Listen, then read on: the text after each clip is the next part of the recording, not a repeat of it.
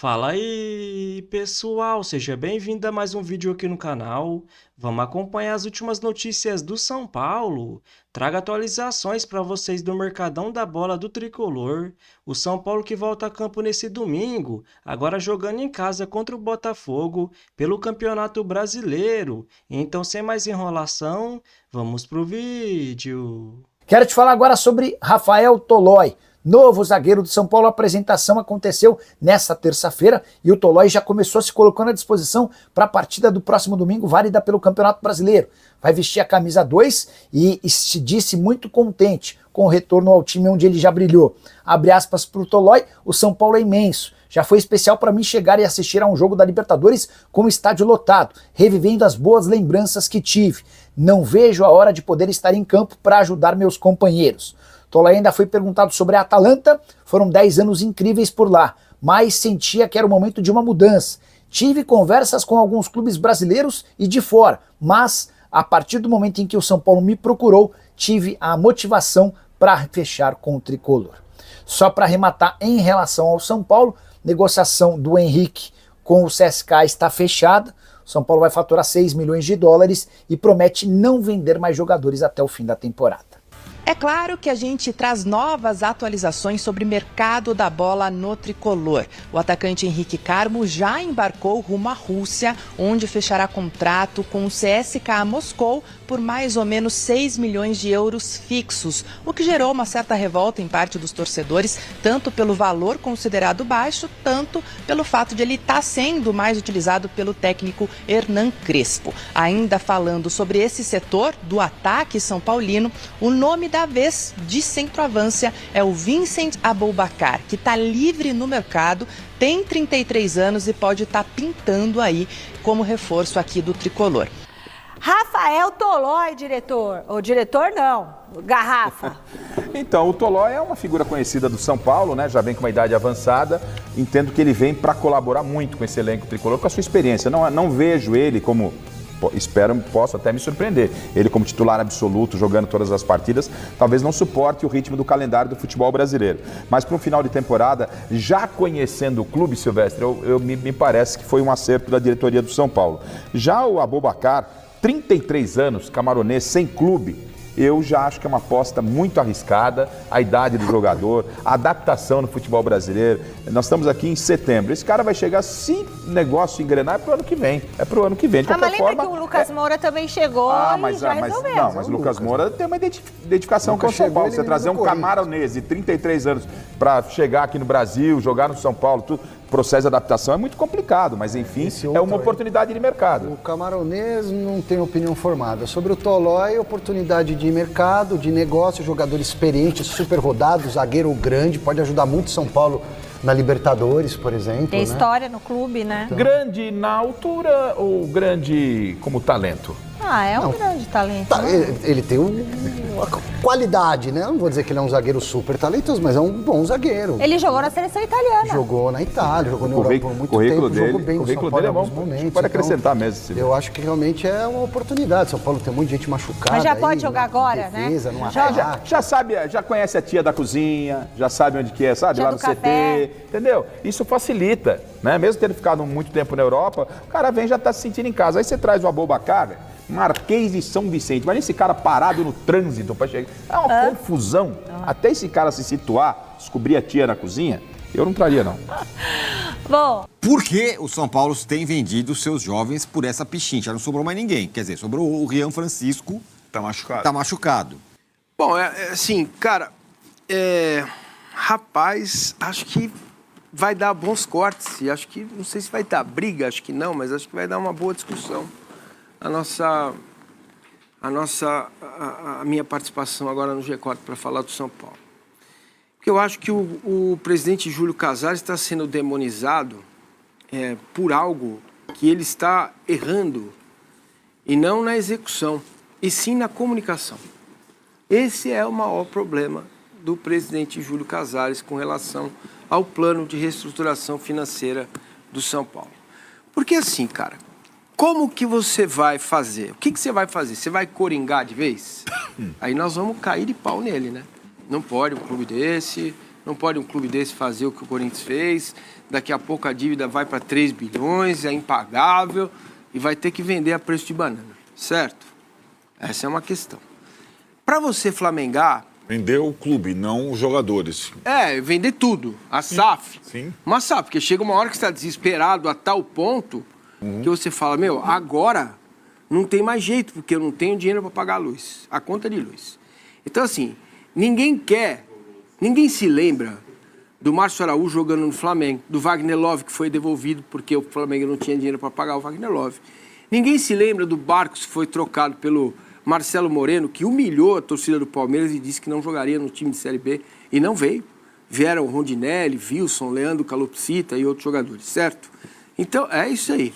Exatamente. Penteado. Então, assim, eu acho que é muito fácil na nossa posição dizer e constatar uma verdade. Está vendendo quase de graça os jogadores. Está dilapidando um patrimônio do São Paulo. Está entregando esses jogadores num preço baixo. Mas, vem cá, uma das nossas capacidades deveria ser também dizer como fazer então. Como fazer diferente? Sendo que você está pegando um clube na situação que está, ele tem dificuldades a aumentar as receitas, não como deveria, esse é uma crítica, esse é um ponto importante. O São Paulo não pode arrecadar menos que o Palmeiras em hipótese nenhuma, em situação nenhuma na vida, mesmo quando se tem agora no futebol, nunca teve tanto dinheiro no futebol colocado como se tem agora, certo? Então esse é um fato. Agora, como que você vai fazer dinheiro? Pô, você está em casa, teu negócio está indo, está vivo, você tem patrimônio. Como que você faz para sanear o seu negócio? Não tem outra saída, gente. Então é muito fácil a gente vir aqui, espinafrar o cara e falar, tá vendendo de graça o jogador. Tá mesmo, porque não tem outra saída.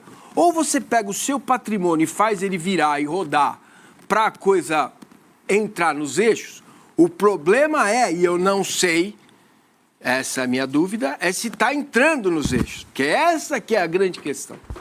Porque se estiver entrando, se o São Paulo estiver num caminho que daqui 2 ou 3 anos ele vai voltar a fazer as coisas certas, vai ter condições, aumentar o seu faturamento, vai entrar num mundo que é o mundo real hoje, vai valer a pena. Agora, para isso, ele precisa se comunicar. Não dá para a gente descobrir amanhã que tudo isso que ele fez para fechar o ano com a dívida maior.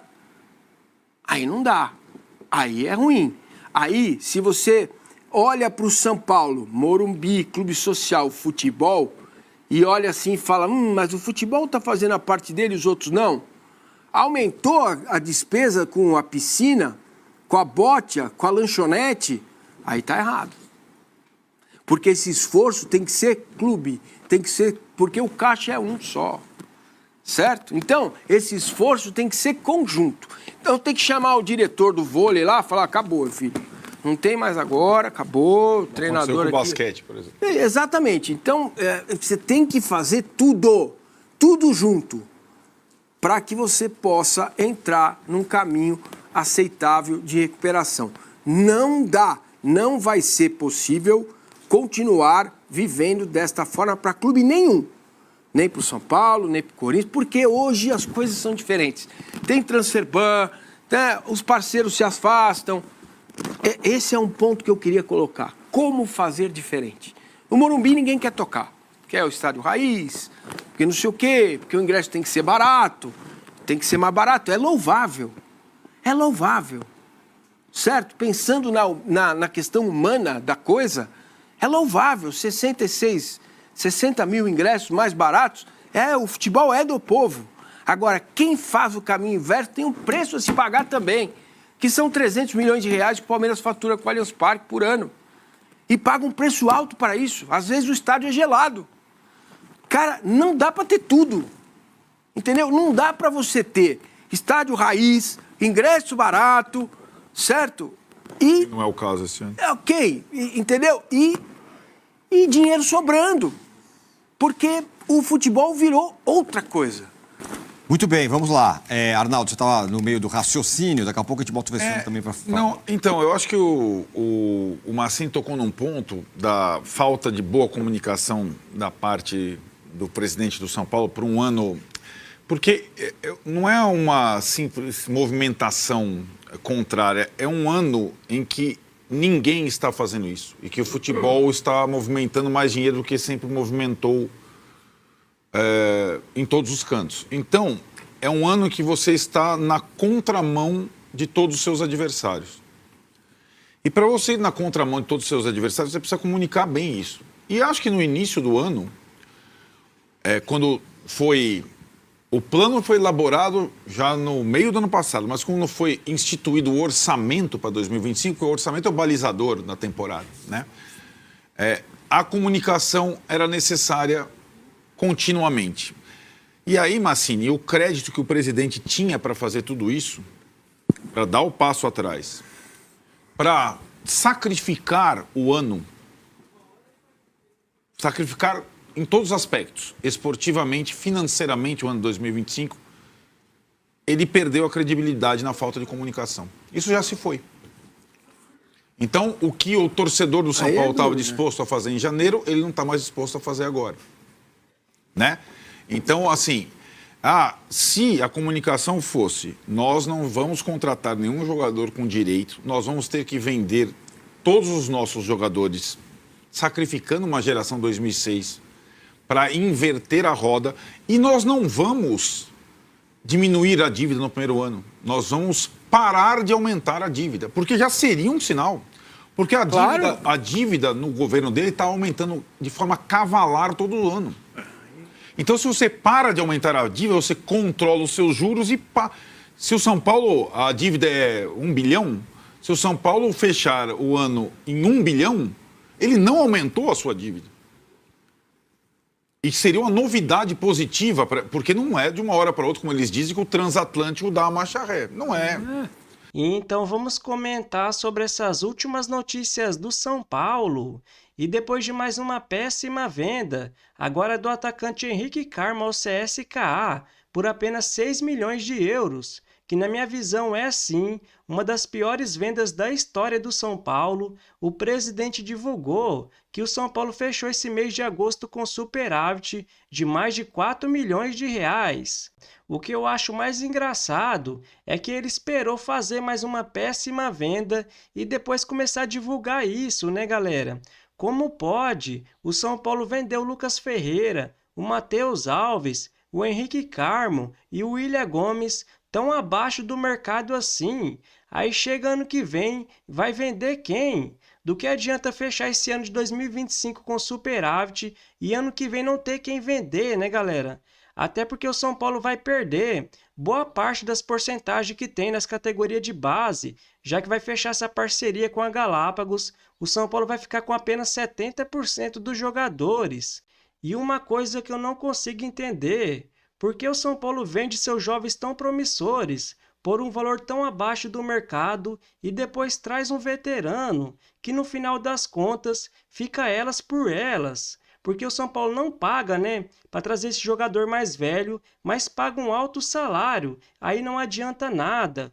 O Oscar, por exemplo, só do São Paulo no mês ganha mais de 1,5 milhão. Vamos contar com o 13º e alguns impostos. No ano, né, só do São Paulo, ele ganha mais de 20 milhões de reais. E quem está jogando na posição é o Rodriguinho, que ganha 45 mil por mês.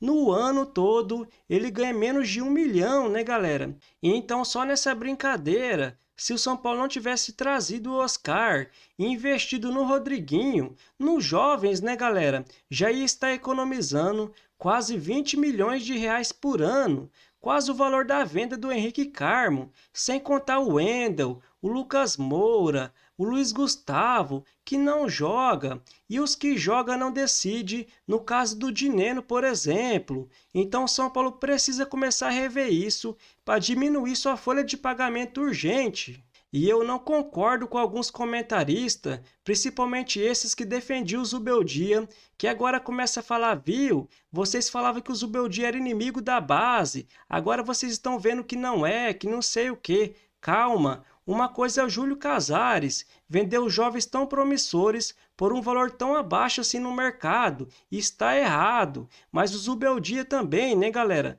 O William Gomes não jogava, o Matheus Alves e o Lucas Ferreira só jogou porque o Oscar e o Lucas Moura sofreu lesão. O treinador precisa começar a colocar esses jovens para jogar, que nem agora o Hernan Crespo. Não é possível que o Gonzalo Tapia, o Dineno jogava e o Henrique Carmo não jogava. Sempre entrava no final do jogo, decidia, né, galera? Ia para cima e merecia sim mais minutos. Então o presidente do São Paulo está muito errado, mas os treinadores também tem que começar a colocar esses jovens para jogar. Claro que depois vai ser vendido, né, galera?